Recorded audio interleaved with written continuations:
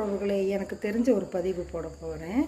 நம்ம நாட்டு பெண்கள் எல்லாம் வெளிநாட்டு அழகு சாதன பொருட்கள் வாங்கி அழகுபடுத்திகிட்டு இருக்கிற சமயத்தில் ஜவஹர்லால் நேரு வந்து ரத்தன் டாட்டா கிட்ட சொன்னாராம்மா, நீங்கள் தயார் பண்ணுங்கள், நீங்கள் தயார் பண்ணால் நல்ல மூவ் ஆகும், நம்ம நாட்டு பெண்கள் நம்ம நாட்டு சாதனங்களையே பயன்படுத்தட்டும்னு சொன்னாராம்.